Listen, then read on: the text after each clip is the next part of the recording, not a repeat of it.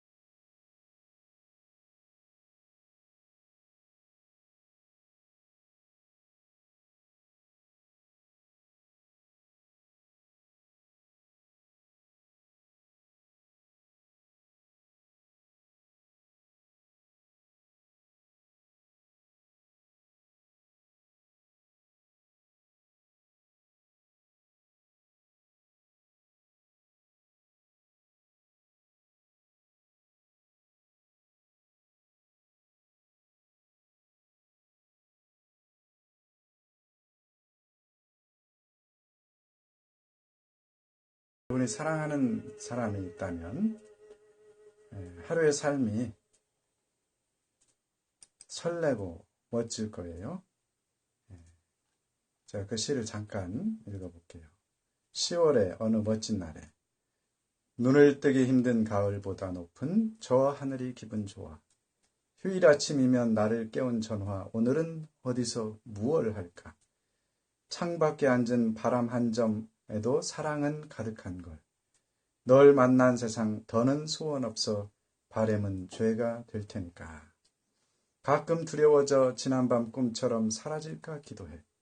매일 너를 보고 너의 손을 잡고 내 곁에 있는 너를 확인해. 창 밖에 앉은 바람 한 점에도 사랑은 가득한 걸. 널 만난 세상 더는 소원 없어. 바램은 죄가 될 테니까. 살아가는 이유, 꿈을 꾸는 이유, 모두가 너라는 걸. 내가 있는 세상 살아가는 동안 더 좋은 것은 없을 거야. 10월의 어느 멋진 날에. 여러분이 이런 사랑받는 대상이 되면 좋겠고, 또 여러분이 가능하면 그런 사랑받는 사랑을 줄 수 있는 그런 존재가 됐으면 좋겠어요. 오늘 우선 기본적인 이제 그 내용들 한번 살펴보도록 할게요. 내일 이제 200명의 대표단을 이끌고 문재인 대통령께서 북한 평양을 방문하는 데에 이 방문을 하는 동안에 2번의 정상회담이 예정이 되어 있다 그러고요. 또 이제 3일 동안 어떤 일정으로 갈 건지 아직 정확하게 나오지는 않았지만 이제 여러 가지 그 대안들이 있는 것 같아요. 근데 결론적으로 말하면 언제 후폭풍이 일어나느냐?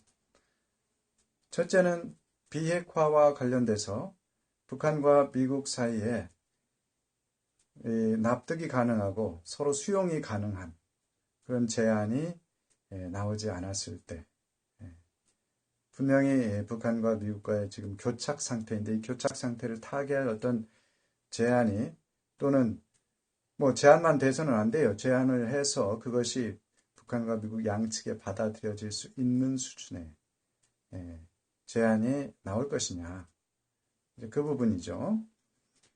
그리고 또 하나는 이제 남북한 간의 긴장 완화 조치, 그러니까 유엔 대북 제재 조치와 상관없이 수행할 수 있는 서로가 서로 간의 이 그 으르렁거리는 그런 어떤 남북한 이제 이 DMZ 군사 분계선을 중심으로 이 놓여져 있는 긴장 또는 충돌의 가능성, 이것을 줄여보고자 하는 긴장 완화 조치가 어느 정도 이제 이 진행이 될 것이냐.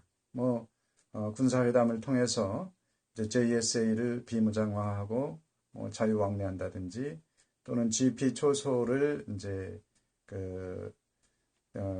같이 철수한다는 그 부분에 대해서는 어느 정도 합의가 이루어졌다 그러고요. 이제 서해상의 평화 수역을 설정하는 문제에 대해서는 이견이 있어서 특히 NLL 북방 한계선을 실존하는 국경선으로 인정할 것이냐 하는 문제에서 이견이 있어서 정상회담으로 이제 상급자 회담이죠. 넘겼다. 이런 어떤 부분이 있는 것 같아요. 그래서 뭐 이미 보도가 다 됐어요. 그러면 그 이상의 어떤 조치들을 이번 정상회담에 가서 찾아보는 게 좋죠. 그냥 군사회담 이미 기존에 공개된 거 가서 합의하면 사인만 하면 된다. 그러면 2박 3일 갈 필요 없겠죠. 하루 만에 북한 쪽에서 만나도 되고 굳이 제가 모르겠어요. 이제 김정은 위원장이 평양공항 순환공항에 나오면 또 엄청나게 많은 군중들이 동원될 것 같아요. 근데 저는 그 군중 동원은 후폭풍의 원인이 될 가능성이 높다 이렇게 보고 있거든요. 뭐 어찌됐건 그 다음에 경제 교류, 경제 협력 관련된 인사들이 이제 수행원으로 특별 수행원으로 초빙이 돼서 재벌 총수들과 이 관련 기업 대표들과 또 협회, 경제단체 장들 뭐 이런 분들이 이제 같이 수행해서 간다고 그래요. 그러니까 이 부분도 이제 왜 후폭풍의 가능성이 있다는 게 뭐냐면 만약에 지금 북한과 미국과 교착 상태, 유엔 대북 제재가 이제 이 엄연히 존재하고 있는 이 상태에서 남북한 사이의 경제 교류나 협력에 관한 실무적이고 실제적인 진전된 발표가 나오면 좋지 않다 이거죠.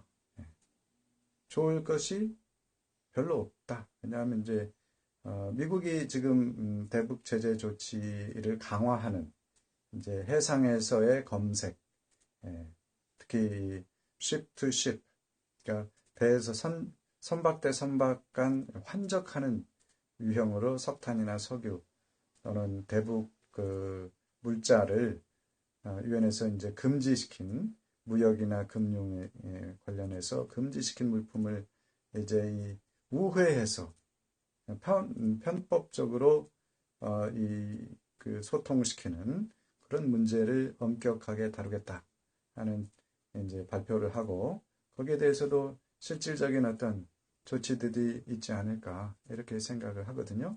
그러니까 그런 부분에 대해서 이제 이 북한이 만약에 지금 진행하고 있는 비핵화 조치에 대해서 진지하게 또 실질적인 진전이 없이 시간 끌기를 한다든지 또는 기회를 오히려 이 악용을 하겠다는 그런 어떤 의도나 모습을 보이게 되면 거기에 대해서는 강경하게 대응하겠다는 어떤 의지를 보여주고 있다고 보여요.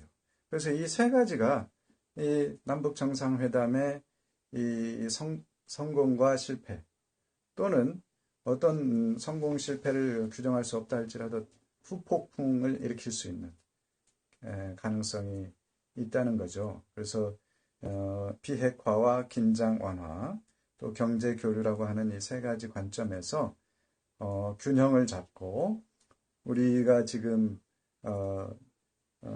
한국이 주도적으로 할 수 있는 일들이 있지만 지금 한반도 평화체제 구축과 관련해서는 우리가 주도적으로 하는 것보다는 당사자가 있거든요.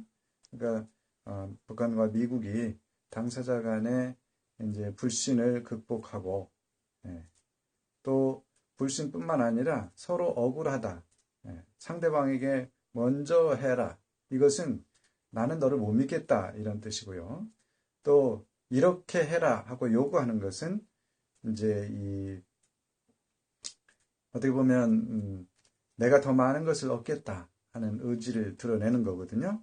그래서 협상이라고 하는 것이 쌍방간이기 때문에 쌍방의 합의하는 것이 지나치게 이 한쪽 편에 치우쳐서 결론이 나오게 되면 그 집행하기도 쉽지 않아요. 그래서 특히 강압적인 분위기나 강압을 통해서 진행이 되면 반드시 집행 과정에서 문제가 발생할 수 있다. 이렇게 보여져요. 그래서 그 부분에 대해서 지금까지 보도된 어떤 바로는 제가 비핵화 관련해서 북한과 미국의 입장을 중재하는 어떤 문재인 대통령의 안이 아주 뚜렷하게 보인 부분이 없어요. 이건 묘안이다. 이렇게 했으면 좋겠다 하는 그 부분이 지금 눈에 띄지가 않아요. 그것이 실질적인 어려움의 이 후폭풍의 가능성이 높다고 하는 부분이죠. 그러니까 북한은 종전선언을 먼저 하자. 그러고 미국은 종전선언을 할 정도면 핵 리스트를 핵무기, 핵물질, 핵시설에 관련된 핵 리스트를 제출해라. 그래야지 종전선언이 실질적인 효력을 가진 서로 상대방을 신뢰하면서 균형 잡힌 give and take 주고받는 것이라고 할 수 있다. 그냥 말만 종전선언이라고 하면 이거 그야말로 정치적 선언이라고 그러는데 거기에 대해서는 상대방을 신뢰할 수 없는 거죠. 미국은 북한, 우리도 마찬가지죠. 한국도 북한이 종전선언을 했는데 종전선언하고 나서 엉뚱하게 이제 미군 철수 문제나 또는 유엔사 해체 이미 전쟁이 끝났다. 그런 것을 요구하게 되면 문제가 생기는 거죠. 저는 그런 부분에 대해서 이제 좀 전향적인 태도를 취할 필요가 있다. 남한과 북한 사이에 지금 현재 남북한 사이에 상대 국가를 인정하는 것도 아니고 인정하지 않는 것도 아니에요. 그러니까 대화를 하면서는 실질적으로는 인정해요. 근데 문서상으로 공식적인 어떤 문서상으로는 서로 상대방을 인정하지 않아요. 대화의 파트너이기 때문에 만나서 정상회담을 하긴 하는데 그리고 이 문서에다가도 이렇게 상대방 대한민국 대통령 문재인, 조선인민민주주의 공화국 국무위원장 김정은 이렇게 기록을 하기는 하는데 사람들이 또 한편으로는 거기에 일치하지 않는 일관성이 없는 부분이 뭐냐면 우리 남한에서는요, 북한을 대한민국의 영토는 한반도와 그 부속 도서로 한다 하고 그 해석을 북한은 대한민국의 영토다. 고로 북한의 현재 집권하고 있는 정부는 불법 집단이고 반정부 불법 집단이고 이제 이 타도돼야 할 이 정부다. 이게 이제 헌법에 그렇게 기록이 됐어요. 그 해석을 학자들 간에 뭐 해석의 차이는 있겠지만 이제 시간이 좀 지나서 달라졌겠지만 제가 80년대 배울 때는 그렇게 배웠어요. 지금은 이제 여러 차례 정상회담도 하고 오고 가고 그러니까 그런 부분에 대한 해석도 아마 바뀌어 있을지 모르겠는데 나이 든 사람들 많은 경우 그렇게 생각하고 있어요. 그러면 북한이 남한을 어떻게 생각하느냐? 마찬가지예요. 북한은 이제 남측의 이 한국의 주권이 미국 식민지, 미국 제국주의의 식민지 정권이다 이렇게 생각해요. 괴뢰 정부다. 그러니까 남조선 인민과 정부를 해방시켜야 하는 대상으로. 그러니까 남북한이 1991년도에 유엔에 동시 가입을 해서 사실상 국가로서 국제사회에서는 활동하고 인정받고 있어요. 근데 남북한 간 서로 남한과 북한 사이만 인정 안 해요. 근데 또 대화를 할 때는 인정해요. 이게 뭡니까? 그러니까 문제가 클리어하게 분명하게 정의되지 않고 개념도 정의가 안 되기 때문에 자기가 유리한 쪽으로 해석해서 생각해요.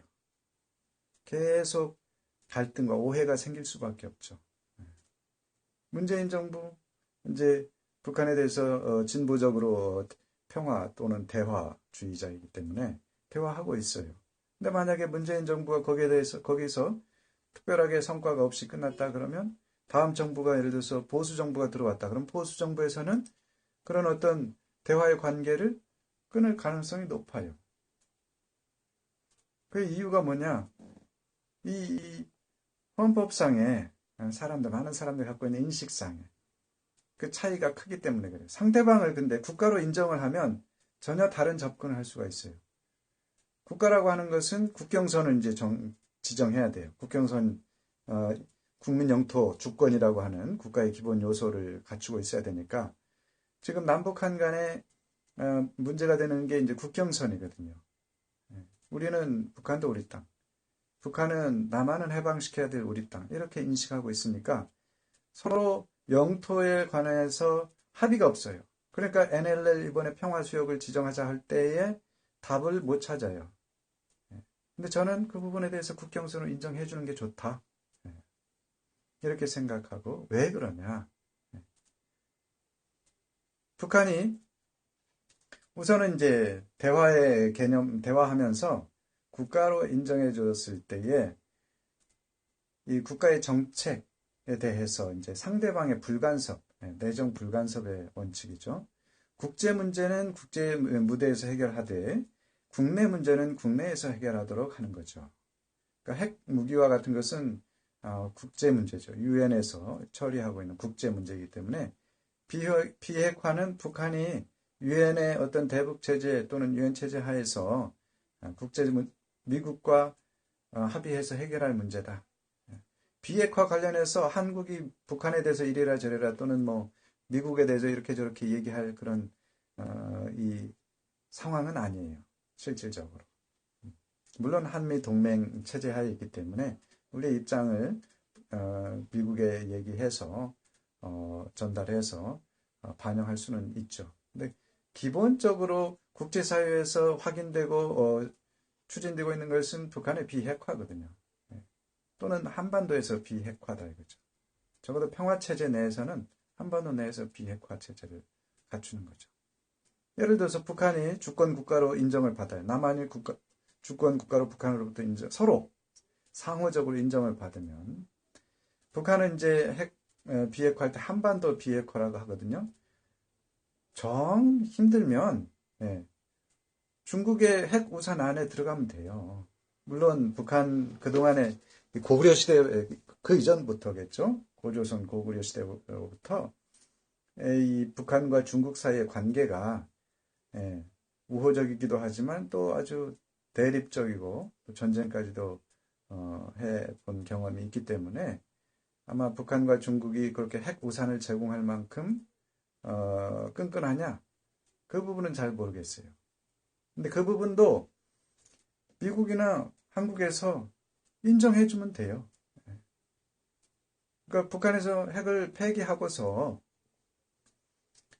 미국이 그 남한에 얼마든지 전략 핵을 전개해서 북한을 공격할 수 있는 것이 아니냐. 마찬가지죠. 중국도 마찬가지예요. 그러니까 그런 부분에서 상호 균형적인 어떤 방법을 찾아가면 돼요. 근데 그러기 위해서는 남한과 북한이 서로 국제법상 뿐만 아니라 국내법적으로도 북한 내부적으로나 남한 내부적으로 국가로 인정해 주는 게 좋아요. 그러면 통일을 이루어지지 않고 통일은 이제 물 건너가고 이국체제로 살겠네? 우리 삼국시대 600년 이상 살았어요, 그렇게. 고려시대 이 남북 발해를 우리 민족의 역사로 편입해서 보면, 고려시대까지 우리는 이국체제로 살았어요. 조선시대 때의 한반도라는 지금 현재의 영토로 제한이 되면서 이제 하나로 살았어요. 그러다가 500년 같이 살다가 500여 년 같이 살았죠. 1392년부터 1910년까지 보면. 그러니까 그리고 나서는 일본에게 이제 일제 35년은 주권을 빼앗겼고, 그 후에 이제 1945년, 정부 수립일로 기준하면 1948년부터 현재 이르기까지 70년 가까이 분단 국가로 이국체제로 살아온 거예요. 서로 인정은 하지 않았지만 이국체제로 살아왔어요. 우리가 좀 여유 있게 볼 시각을 좀 볼 필요가 있어요. 왜 우리가 이국체제로 살면 통일이 안 되는 거냐? 저는 훨씬 더 빠르다고 봐요. 이국체제로 가야지 훨씬 빠르고 안정적인 통일이 가능해요. 일국체제로 가게 되고 현재처럼 가게 되면 연방국가를 한다든지 무슨 일국 이체제로 중국 대만 관계처럼 한다든지 그러면요 통일이 되면 더 시끄럽고 더 문제가 많고 더 복잡해져요. 서로 체제도 다르고요. 생각도 다르고 사고방식도 다르고 언어도 많이 달라요. 이게 말은 통할 수 있지만 나머지 말 빼고는 과거의 역사는 공유할 수 있어요. 근데 분단된 이후부터는 공유할 만한 게 없어요. 서로 전쟁했죠? 싸웠죠? 많은 사람이 희생당해서 죽었어요. 거기에 대해서 원한을 갖고 있는 사람 아직도 많아요. 남한이든 북한이든. 거기 피해본 사람들이나 그 후손들은 분명히 원한을 갖고 있을 거예요. 또 그 사람들이 하나로 합해졌을 때 합하는 과정에서 우리는 그 책임을 따지고 들어가면 그거 해결 안 돼요. 해결하기 힘들죠. 어떻게 해결할 수 있나요? 과거의 일을. 또 하나는 이제 남북한 사이에 경제력 격차, 한두 가지가 아니죠. 경제력 격차가 워낙 현재로서는 크기 때문에 북한이 이제 만약에 가까운 시일 내에 통일이 되면 독일과 같이 될 가능성이 높죠. 독일이 이제 1989년 말에 헝가리가 국경을 개방한 이후로 동독인들 2,000명, 3,000명의 하루에 헝가리를 통해서 체코를 먼저 거쳐야 돼요. 동독 사람들은 체코나 폴란드를 거쳐서 헝가리에서 국경선을 맞대고 있는 오스트리아를 통해서 서독으로 가요. 그 인원이 10만 명, 이게 10만 단위로 넘어가면서 동독에서 이제 그 내부적으로 엘리트들이 불만을 이제 해결해야 된다. 주민들은 불만을 갖게 돼요. 그 부분을 해결하기 위해서 어느 날 갑자기 회의하고 회의를 발표하다가 동서독 여행 자유화에 대한 조치를 발표하다가 언제부터냐? 오늘부터다. 그러면서 그러면 장벽이 필요 없네 하고 수많은 언론 앞에서 장벽을 부시고 이제 이 동서 냉전 어떤 동독과 서독 사이에 전혀 새로운 차원으로 진입을 해버려요. 자, 남북한이 그렇게 만약에 그런 식으로 갔을 경우에 우리가 이제 그 동서독은 대략 그때 당시로 경제 규모나 이제 1인당 경제 능력이 4대 1이었다고 보여져요. 이제 왜냐하면 그 동서독 마르크화를 1대 1로 교환을 해 주는데 당시에 4배 정도 그 차이가 있었다고 그래요. 그러니까 남북한 사이에 그러면 우리는 지금 북한은 1,000불도 안 되는데 우리 남한은 IMF 기준으로 32,000불이다. 32배네. 우리가 북한 충분히 먹여 살릴 수 있다. 천만의 말씀 만만의 콩떡이다. 왜냐하면 이제 정말 실질적으로 어떤 방식으로든 갑자기 통일이 됐을 때에 북한 주민의 2,550만이라고 그러는데 대략 한 2천만 명은 대한민국 기준으로 하면은 이제 수급자가 돼야 되죠. 생계 보조를 받아야 되는. 그게 우리가 이 경제에 주는 타격이 굉장히 클 거예요. 물론 여러 가지 경제 외적인 문제들도 많이 있겠죠. 사회 갈등 문제, 지금도 북한하고 탈북민들 남한에 와가지고 적응하기 굉장히 힘들어해요. 정착금 주고 또 정착 지원금이라고 해서 다양하게 이 학원도 다니고 공부할 수 있고 대학교 다니면 무료로 다 지원해줘요. 그러니까 어떤 그런 혜택을 주고 사회 적응을 돕지만 이제 이 성공적으로 적응하는 분들 비율이 많이 높지 않다. 대부분이 이제 일종의 정부의 지원을 지속적으로 받아야 되는 계층으로 살기도 해요. 그러니까 지금 북한과 남한 사이에 근시일 내에 통일이 될 것이다라는 어떤 기대를 해서도 안 되고 또 그렇게 돼서도 안 된다고 저는 생각해요. 그러면 가장 이상적인 통일은 뭐냐? 우리가 이룰 수는 없다 할지라도 이상적인 통일은 뭐냐? 그 부분도 한번 해볼 필요가 있죠. 그래서 이제 그 부분을 한번 생각해 보면 이제 우선 남한하고 북한하고 경제력이 거의 대등해지는 거예요. 1인당 GDP 기준으로 경제력. 또는 북한이 그냥 급속 성장을 해가지고 아예 총 GDP, 전체 국민 총 생산 기준으로 남한하고 북한하고 유사해지면 북한도 꿀릴 거 없죠. 그러니까 남한도 북한에 대한 부담을 전혀 느낄 필요가 없죠. 가능한 거예요. 통일이 가능한 거죠. 근데 경제적으로 그렇다 할지라도 정치적으로 체제가 다른데 어떻게 합니까? 이렇게 물어보면 맞아요. 정치 체제가 서로 다르기 때문에 남북한 간의 통일이 이루어지지 않고 이루어져서도 안 되는 게 현실이죠. 근데 미래에 이상적으로 생각하면 자, 북한 공산주의, 공산당 일당 독재로 통일되고 싶은 사람은 북한의 공산당 관련된 엘리트들 뿐이다. 이렇게 생각해요. 남한에 일부 있겠죠. 공산당 그런 이념에 사람이라고 하는 거 다양하거든요. 공산당이라고 공산주의 이념에 투철한 또는 주체사상을 나는 따르겠다 하는 그런 사람들도 있죠. 그러나 그분들 소수예요. 다수는 아니에요. 그러니까 우리가 볼 때 남북한 사이의 객관적인 비교를 해도 자유민주주의 어떤 시스템, 그 다음에 경제는 시장 경제, 또는 그렇다고 또 자유민주주의라 그래서 시장 경제라 그래서 정부의 개입이 전혀 없어야 되느냐? 아니죠. 사회주의 요소가 또 포함이 돼 있어야 돼요.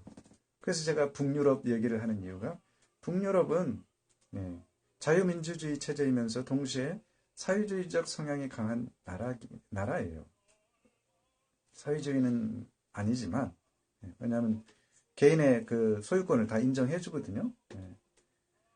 북한 개인의 소유권 아직 인정 안 해줘요. 그러니까 이제 점점 더 그런 소유권 인정에 대한 분위기가 확산되고 있다고 그래요. 자기의 것으로 지킬 만한 것이 생기기 시작했다. 특히 고난의 대행군 이후에 95에서 98년까지의 고난의 대행 이후에 국가에서 배급하는 시스템이 망가졌기 때문에 이제 개인이 먹고 살기 위해서 뛰어다니는 그런 장마당 경제가 지금 북한에서 활성화되고 있다. 그러니까 얼핏 보면 중국 수준만큼만 북한이 중국인들이 하는 어떤 그런 수준만큼만 해도 사실 남북한 사이에 적어도 경제 문제, 경제적인 통일 어렵지 않을 것 같아요. 근데 정치 통일은 이제 시간이 많이 걸리겠죠. 북한의 정치 시스템이 바뀌어야 되니까요. 왜냐?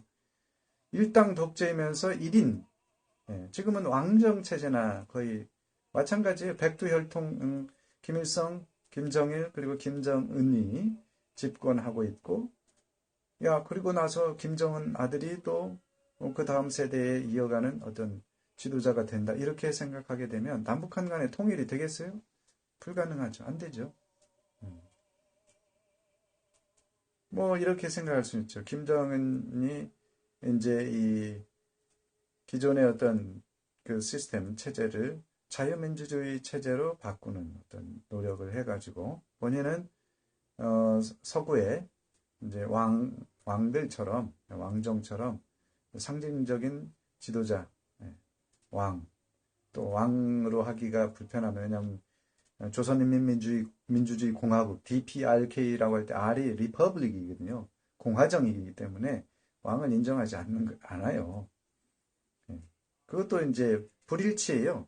북한의 체제하고 현실하고 불일치인데 어찌됐건 상징적인 오스트리아나 스위스처럼 상징적인 대통령으로 물러서고 실질적인 뭐 총리를 내세워서 어떤 자유민주주의 선거 시스템을 정착시킨다. 그러면 남북한 사이에 통일의 가능성은 훨씬 높아지는 거죠. 근데 굳이 그럴 필요가 없다고 저는 생각해요. 남북한 따로 살아요. 다른 체제 당분간 유지해요. 경제체제는 이제 북한도 중국을 받아들이겠죠. 중국처럼 가겠죠. 개혁 개방의 실질적인 효과를 누려야지 뭐 베트남처럼 느릿느릿 그렇게 가서는 세워라 내워라 해서는 그 주변의 이웃들하고 어울리지를 못해요. 북한이. 그래서 북한이 개혁 개방을 하게 되면 뭐 그 여러 가지 변화가 있겠지만 경제적으로 많은 성장이 있을 수 있어요.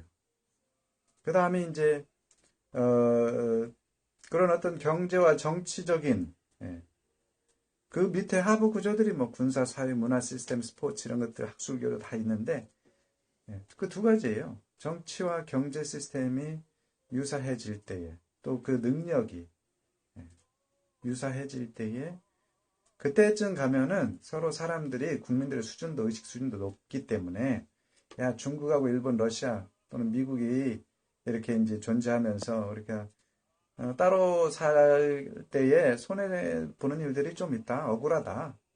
그냥 하나로 합해서 가는 것이 좋겠다. 이렇게 생각할 수 있는 세대가 올 수가 있어요. 그러면 하나로 가는 거죠. 그때 가서야 하나로 가는 거지. 지금처럼 서로 어마어마하게 다른 시스템, 다른 체제에 있음에도 불구하고 통일을 해야 된다. 그냥 어려서부터 우리의 소원은 통일이라고 교육을 받았고 노래를 불렀기 때문에 통일을 해야 된다고 생각하면 결국에는 남한에서는 북한 무릎 꿇고 들어와, 북한에서는 남한 무릎 꿇고 들어와 이런 셈인데 그런 통일은 평화롭거나 또는 행복한 통일은 절대로 불가능해요. 왜 행복을 오히려 불행을 만들기 위해서 통일을 해야 되나요? 그리고 불행한 것이 왜 우리의 소원이 되어야 되나요? 저는 그럴 필요가 없다고 생각해요. 그 실질적이고 현실적인 문제를 인식하고 거기에 맞춰서 현재의 통일보다는 미래의 통일. 현재는 서로 그 70년 동안 서로 달라진 정치나 경제 시스템, 의식 구조, 특히 이 의식 구조가 바뀌는데 시간이 많이 걸리겠죠. 중국이 1978년도 덩샤오핑이 개혁 개방을 시작해서 어찌 보면 경제적인 면에서 경제 의식은 이제 2018년 현재 1978년에 비해서는 뭐 완벽하게 바뀌었다 이렇게 볼 수도 있을 것 같아요. 그래서 40년 걸렸거든요. 물론 정치 의식은 거의 큰 변화는 없죠. 없는 대신에 없어도 이제 조금씩 변화해 가고 있죠. 그래서 그런 부분에 대해서 북한과 남한 사이를 생각해야 돼요. 그러니까 지금 남북 정상회담에서 그런 어떤 그 분명한 남북한 사이의 관계 인식을 거기에다가 맞추어서 북한이 먼 미래 통일 한반도의 이 주축으로서 남한 북한 주축으로서 이상적인 또는 행복한 통일을 할 수 있는 그런 나라가 되는 발판을 지금 구축하러 가는 거다. 그 발판이 뭐냐면 핵을 폐기하는 거거든요. 북한도 하고 싶어요. 핵을 폐기하고 싶어요. 왜냐? 체제만 안전 보장이 되면 자기 현재 기득권층을 비롯한 체제 안전, 공산주의 이념을 유지하면서 뭐 자기들 주체 사상이라고 하는데 주체 사상의 이념을 유지하면서 사회 시스템을 바꿔가는 경제 시스템을 바꿔가는 이 개혁 개방을 하게 해서 경제 발전하고 싶은 생각이 굴뚝 같죠. 누가 그 가난하게 살고 싶어요? 어떤 사람? 아니죠. 근데 이제 핵을 폐기할 때의 이 불신, 정권을 전복시킬 것이라는 이 불신 때문에 지금 주저하고 있는 거고, 그 불신 때문에 상대방에게만 요구 조건을 내세우고, 또 나는 마찬가지예요. 핵 실험장 폐기 그 폭파시켰지만, 객관적으로 봐가지고 상대방 입장에서는 야 이제 실험이 끝났는데 무슨 뭐 야 쓸데없는 거 갖다가 폭파시켜 놓고 핵 폐기 조치를 했다고 하느냐 이렇게 또 보는 시각이 있을 수 있거든요. 그러니까 핵이라고 하는 핵 프로그램 전체에서 극히 일부를 해놓고 종전선언이라고 하는 아주 상당히 3분의 1 정도 전체 이제 체제 보장 안에 3분의 1이 되는 그 수준을 먼저 선이행해야 된다. 그러면 미국에서도 이제 이해하기 어려운 거죠. 그래서 뭐 되돌릴 수 있지 않냐? 그 한미 연합 훈련 안 한다고 했지만 얼마든지 재개할 수 있지 않느냐? 맞죠. 얼마든지 재개할 수 있어요.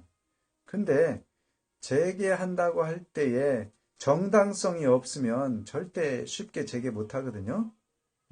그걸 알아야 돼요. 그냥 무작정 재개한다?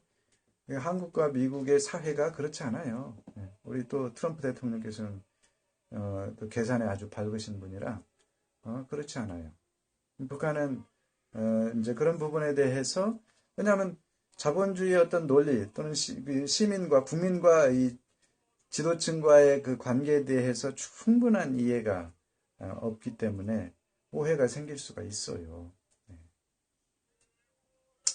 그래서 그러면 해답은 뭐냐? 해답을 논의해야 되잖아요. 해답을 저는 이렇게 생각해요. 지금 핵 프로그램을 우리가 이제 제거하는 가장 이제 실질적인 거는 핵무기, 핵물질, 핵시설을 폐기하는 거예요. 핵 인력은 핵 인력까지 있어요. 핵 전문가들. 그거는 인간 개인의 어떤 선택권의 문제이기 때문에 그거는 협상의 대상이 될 수가 없고 반대로 거기에 대해서 미국이 북한에게 해줄 수 있는 체제 보장안은 뭐냐? 종전선언. 실질적으로 이제 전쟁을 마치는 거죠. 그리고 전쟁을 마치고서 친구로 지낼 수 있고, 모른 척하고 지낼 수 있고, 이래요. 전쟁을 안 하죠. 그래서 종전선언을 했을 때에 이제 평화체제로 가는 평화협정을 체결해야 되죠. 북한하고 미국하고 평화협정을 체결하고, 거기에 근거해서 미국의 대사관이 평양에 가고, 대사급 외교 입해서 대사가 파견이 되는 것. 그러면 북한이 기존의 어떤 이제 체제 문제에 있어서 북한으로부터 적어도 안정은 보장을 받는 거죠. 그리고 경제 제재 조치가 유엔으로부터의 제재 조치가 있는데 그거 다 해제하는 거. 그래서 종전선언하고 유엔 대북 제재 해제하고 북미 수교 또는 뭐 평화체제, 평화협정 체결. 이 정도까지 하면은 그 세 가지가 균형이 맞아요. 그래서 그거를 이제 어떻게 실행에 옮길 것이냐, 그거를 이제 2+2, 북한하고 미국이 주가 되고, 한국하고 중국이, 북한은 중국, 미국은 한국, 이렇게 해서 한국하고 중국이 observer로 참관단으로 관여해서, 때로는 이제 너무 한날 한시 동시 타결하는 거죠. 동시 행동, 동시 타결 아니에요. 동시 행동 아니죠. 동시 행동. 한날 한시에 동시에. 근데 그것을 사전에 합의를 하고서 실천에 옮길 때에 만반의 준비를 해서 하루에 또는 뭐 하루에 다 할 수 없으면 하루 하고 그 다음날 뭐 이렇게 이제 약간의 유연성은 줘야 되겠지만 시작한 김에 쇳불도 단 김에 빼라 했듯이 이게 질질 끌지 않고 단 김에 단시일 내에 다 끝내는 거예요. 첫째, 날짜 하루를 정해요. 예를 들어서 2019년 1월 1일 상징적인 날을 하나 잡죠. 1월 1일이든 뭐 2019년 5월 5일이든 시간이 좀 필요할 수도 있으니까 2019년 5월 5일에 하자. 그러면 2019년 5월 5일 이전까지 이제 서로 담판을 계속 줘야 되죠. 회의를 해야 되죠. 합의를 하고 실무적으로 합의를 어떤 회의를 하느냐? 이 세 가지를 교환하는데 안정적으로 확실하게 상대방이 불신을 상대방 내가 억울하지 않고 상대방에게 불신을 심지 않을 그런 수준의 조치들을 찾아내는 거죠. 예를 들어 보죠. 미국 측 입장에서는 조금 쉬워요. 왜냐하면 종전선언 지금 뭐 다 기다리고 있는 상황이니까 할 수 있어요. 이 유엔 대북 제재 해제 이것도 미국이 이제 결심하면 할 수 있어요. 뭐 유엔에서 회의를 해서 이제 집행을 하면 되거든요. 북미 회담, 북미 그 수교 이 부분은 조금 이제 검토를 해야 되겠지만 이것도 실무적으로 미국 대사관을 임대해서 왜냐하면 장기적으로는 지어야 되겠죠. 근데 너무 시간이 촉박하니까 임대해서 그 건물을 이제 리모델링하고 대사관으로 활용할 수 있게 하고 또 대사급 외교관계를 수립했을 때에 적절한 인력을 선발해서 보낼 수 있는 그런 어떤 준비를 해야 되는 과정이 필요하기 때문에 이제 사전에 합의를 해서 준비하는 거죠. 그리고 5월 5일 날 대사관 개소식, 대사 임명식 하면 돼요. 미국 측 입장에서는 그 부분에서는 조금 이제 수월해요.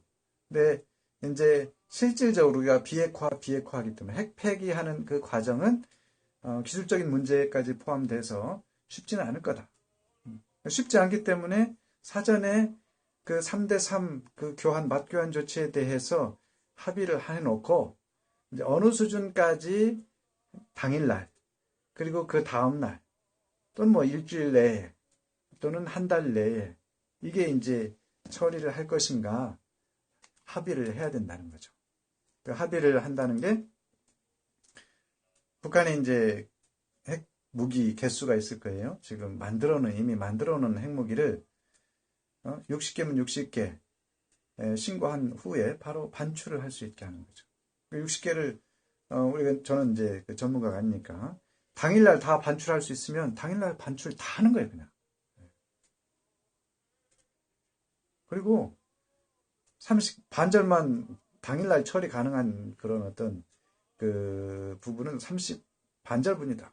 반절 처리하고 그 다음번 나머지 30개를 어떻게 처리할 거냐 하는 부분을 생각해서 처리하는 방법을 찾으면 되죠.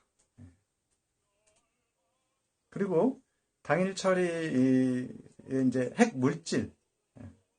핵물질도 우라늄, 플루토늄 이제 그 농축해가지고 가지고 있는 핵물질이 있을 거예요.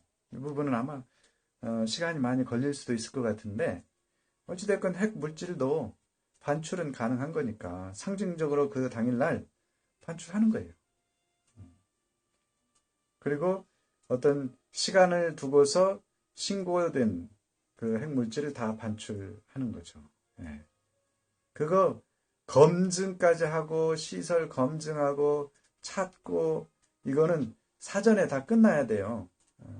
합의하고서 아니죠. 그날부터 이제 검증 들어가는 거죠. 그리고 그 합의 안에 이제 이 검증 불이행 시 받을 페널티를 넣어 놓아야 되죠. 정직하지 않게 숨겨 놓을 수 있거든요. 그래서 정직하지 않은 그 부분에 대해서는 추후에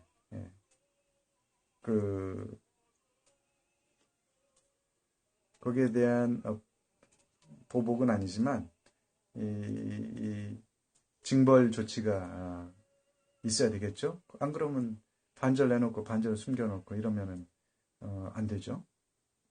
그래서 우리가 완전한 비핵화라고 하는 그 개념을 신뢰 속에서 해야 된다. 그 신뢰라고 하는 것이 사전에 검증 다 하고서 하겠다. 이것도 불가능하거든요. 그러니까 합의 먼저 하고 그 다음에 합의를 이행하지 않을 경우에 징벌 조치를 합의상에 집어넣고 그리고 나서 이제 동시 행동을 하는 거죠. 하루에 그냥 동시 타결, 동시 행동을 하는 거예요. 핵시설 폭파할 수 있는 거 그날 그냥 다 폭파하는 거예요. 미국 대사 오고 같이 와가지고 보고 그러면 되지 않을까요?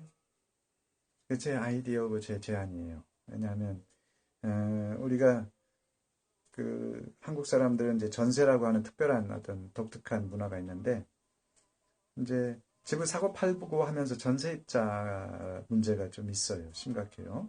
왜냐하면 전세입자가 조건이 안 맞는다고 안 나가게 되면 매수 매도해서 매매한 계약이 성실하게 이행이 안 되고 복잡해질 수가 있어요. 그리고 전세입자가 이사를 가려고 하는 그 집에도 또 전세입자가 있고 그러니까 하루에 여러 사람들이 굉장히 영향을 많이 받고 또 매매를 중개하는 매수 매도 측 그 중개인들이 또 다 연결이 돼 있어요. 수많은 사람들이 이해관계가 있는데 그 중에 한 사람이라도 이 욕심을 내 가지고 뭔가 더 이득을 취하고자 하게 되면 그날 아주 지옥이 돼요. 지옥.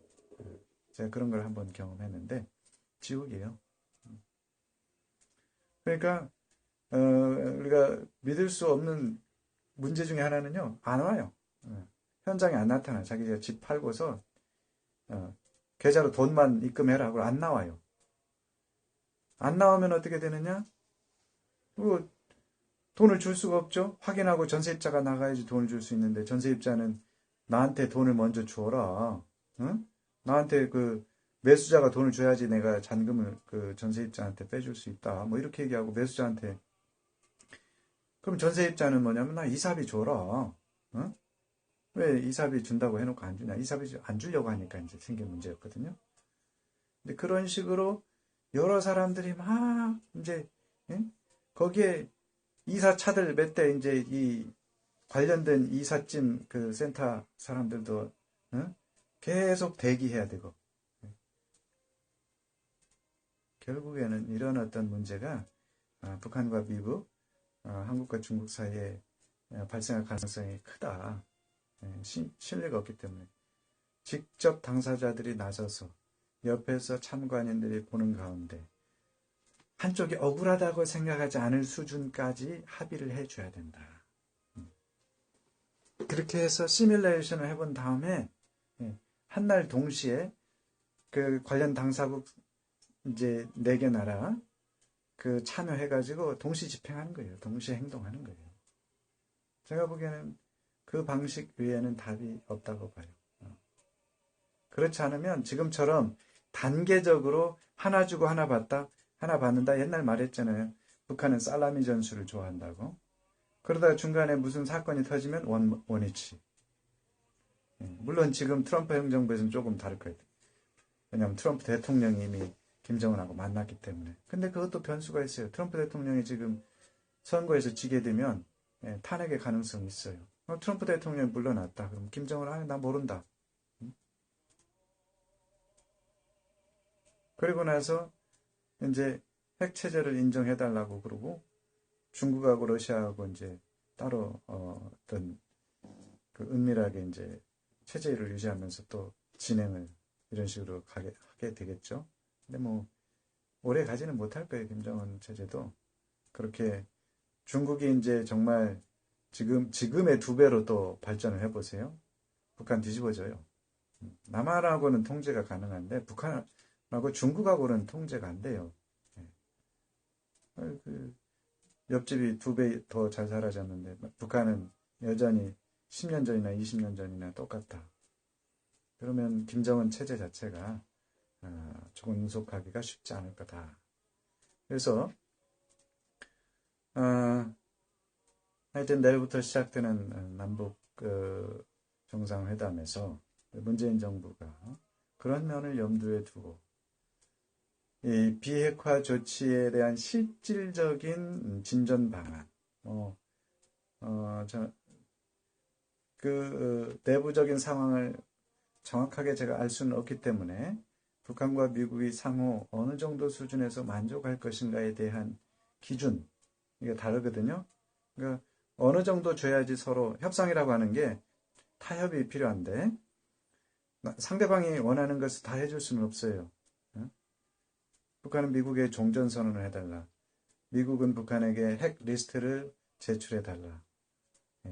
둘 다 이거 신용이 없으면 먼저 해달라 이렇게 할 수밖에 없고 그럼 동시에 하자.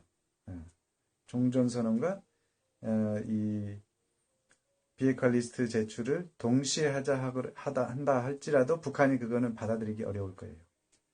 비핵화 리스트라고 하는 게 핵 무기, 핵 물질, 핵 시설에 대한 전체 그 자료를 미국에게 주는 거거든요. 그러면 이제 북한은 어떻게 생각하냐면 우리는 미국에게 발목이 잡혔다 이렇게 생각하기 쉬워요.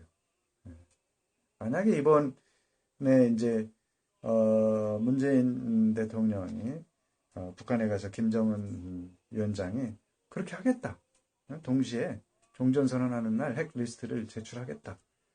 이런 정도의 어떤 결과물을 갖고 이제 돌아온다면, 저는 이제 남북 정상회담은 대성공이다. 저는 그렇게 봐요. 왜냐하면 그 부분은 제 개인적으로는 북한이 엄청 크게 양보를 했기 때문에. 근데 우리 쪽에서는 대성공인데 북한 쪽에서는요. 대성공이 아니라 야 우리가 너무 억울하다. 이렇게 생각이 쉬워요. 그리고 나서 그거를 실질적으로 집행할 때 숨기기 쉬워요. 어떻게든 비밀리에 우리가 어떻게 미국을 다 믿을 수 있느냐.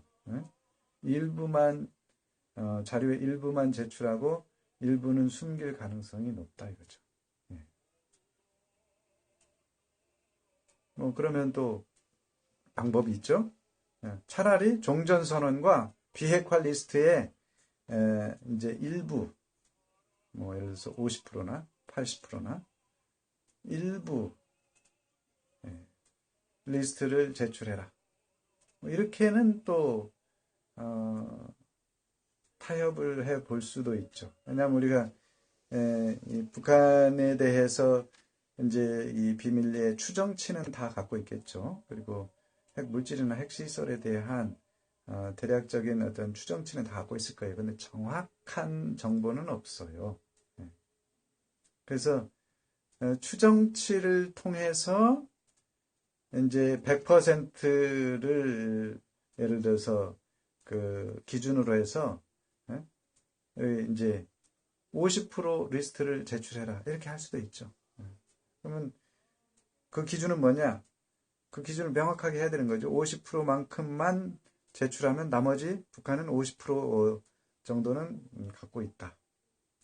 나중에 평화체제로 갈 때에 그 부분을 이제 최종적으로 다 제출을 하고 뭐 이제 폐기 절차를 밟는 거죠. 보세요. 그것도 복잡하잖아요. 그리고 그 사이에 믿을 수 있네, 없네.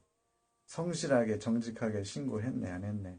검증을 어떻게 해야 되네. 50%짜리 검증 한번 해보는 거죠. 검증을 어떻게 하네, 마네. 갈등 막 엄청 심할 겁니다.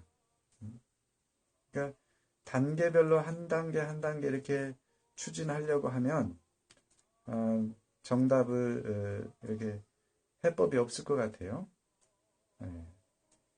그러니까 우리 트럼프 대통령이 처음에 시작했을 때에 가졌던 어떤 인사이트, 어떤 통찰은 제가 보기에는 단칼에 끝내자. 그냥 뭐 북미 정상회담에 악수한다고 끝나는 건 아닌데 단번에 일회성, 동시 행동을 통해서 끝내는 것이 가능하다고 트럼프 대통령은 생각했을 것 같아요. 그러니까 이제 이 북한의 김정은을 만났던 거죠. 우리도 그 부분을 이제 염두에 두고서 생각해 봐야 되겠다. 그러니까 이번에 당국자들이 북한 남북 정상회담을 할 때에 여러 가지 그 시나리오를 좀 생각해 보세요. 그 제안도 해보고 머리를 맞대고서 실질적으로 그 부분에 대해서 문재인 대통령께서 김정은 위원장을 만나서 김정은 위원장은 굉장히 박학다식하고 세밀한 부분까지 꿰뚫고 있다 그러니까 그 핵무기 관련된 프로그램 대부분 다 꿰고 있을 것 같아요. 그러니까 계산을 할 수 있는 사람이라는 거죠. 그러면 동시 행동으로 단칼에 해결할 수 있는 이 방안에 대해서 물론 그 집행 과정에서 이제 그 절차 어떤 식으로 절차를 진행할 것이냐 폐기하고 해체하는 그 과정에 대해서 충분히 논의가 필요하고 이 이견이 있을 수 있으니까 기술자들이 어떤 식으로 날짜를 정해서 추진할 수 있을 것인가 논의를 한 다음에 그러잖아요. 우리는 줬는데 상대방이 줄지 안 줄지 모른다. 이거가 지금 우리가 갖고 있는 딜레마거든요. 그 딜레마를 어떤 모양으로든지 해결을 해야 된다 이거죠. 그 제일 좋은 방법은 당사자들이 현장에서 직접 하루에 끝내는 거예요. 하루 또는 하루부터 시작해서 일주일 이런 식의 그 핵 폐기 그리고 체제 보장 그 이행 이거를 단칼에 다 했으면 좋겠다. 이게 제 의견이에요. 그리고 그것이 어렵다면 이번에 종전선언과 이제 비핵 리스트를 교환할 때에 비핵 리스트 100%가 아니라 50%씩 주고받고 그 과정에서 검증하는 적어도 50%에 대한 검증은 어느 수준에서 이행하도록 하겠다. 테스트하는 거죠. 한번 어떻게 북한의 입장이 돼 있는가. 그래서 미국을 중심으로 한 검증팀이 들어가서 확인하는 거죠. 핵무기도 확인하고. 뭐 정보로 확인된 것도 있겠지만 실질적으로 정직하게 이행하지 않으면 전체 판이 깨지니까 정직성을 한번 테스트하는 과정으로 이번 종전선언과 핵 프로그램 50%의 리스트 교환 이것도 생각해 볼 수 있다. 근데 뭐 다른 안 또 있겠죠. 당사자들이 더 잘할 테니까 그 부분을 충분히 잘